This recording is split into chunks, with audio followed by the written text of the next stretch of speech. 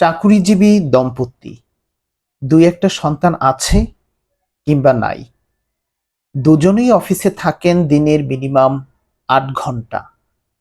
সূর্যের আলোতে নিজেরা নিজেদের চেহারা খুব একটা দেখেন না।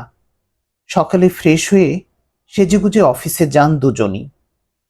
স্বামী অফিসে গিয়ে দেখেন চারপাশে কি সুন্দর ডানাকাটা পরিসব কলিগ পারফিউম মেখে ঘুরছে। খোশ গল্পে অফিসে টাইম পার হয়ে যায়। বাসায় ফিরে দেখেন স্ত্রী অফিস থেকে ক্লান্ত হয়ে রান্না চাপিয়েছে।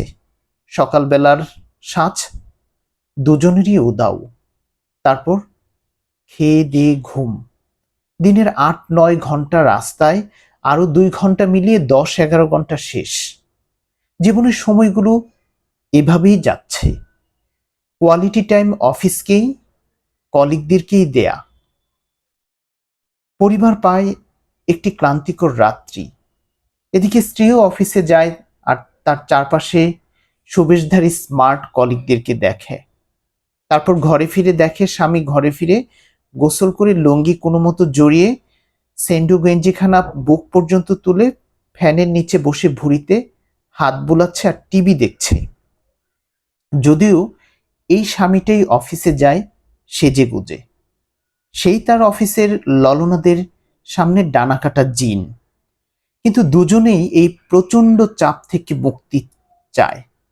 দুজনেরই মনে হয় অন্যেরা ভালো আছে যাদের সাথে প্রতিদিন দেখা হয়। অথচ জীবনের গল্প সবারই প্রায় একই রকম। কিন্তু সমস্যাগুলো শুরু হয় ধীরে ধীরে। হয়তো দুজনই ভালো, বিশ্বস্ত, কিন্তু একে অপরকে বিশ্বাস করে না। আসলে বিশ্বাস করানোর সময়ও তো নাই। কর্পোরেট লাইফ আর্থিক সচ্ছলতা দেয়, কিন্তু জীবন থেকে জীবনকে কেড়ে নেয়। সুখ খুঁজতে গিয়ে এরকম অনেকেই এই টানাপোড়েন আর ক্লান্তিকর জীবন থেকে বের হয়ে আসে। তারপর আলাদা হয়ে আরও সমস্যা শুরু হয়। বাংলাদেশি সমাজের চরিত্র অনুযায়ী মেয়েরাই বেশি সমস্যায় পড়ে। একটা সময় সঙ্গীর তীব্র অভাব বোধ করতে থাকে। পুরনো বন্ধুদের খোঁজ করে, কিন্তু সবাই ব্যস্ত।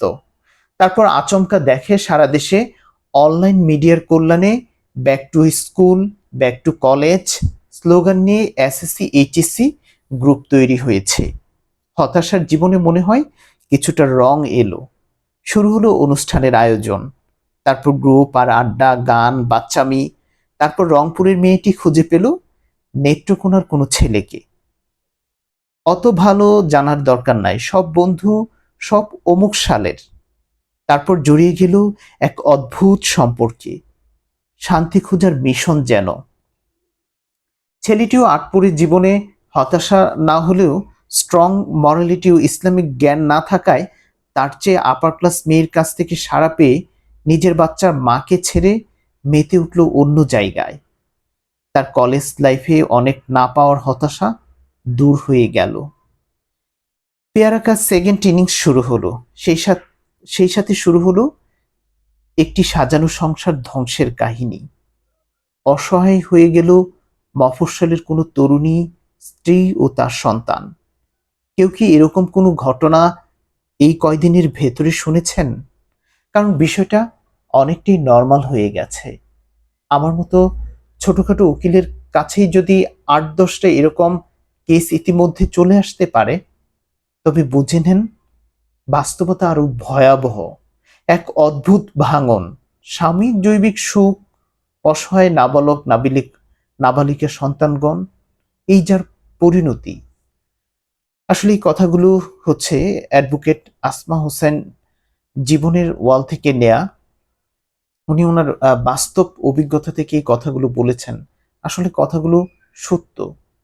আমরা যদি আমাদের নিজেদের সঙ্গীকে সময় দেই, আহ, মাঝে মধ্যে একটু কোয়ালিটি টাইম স্পেন্ড করি বা কোথাও ঘুরতে যাই, তাহলে হয়তো এই সমস্যাগুলো মানে দূর করা যাবে।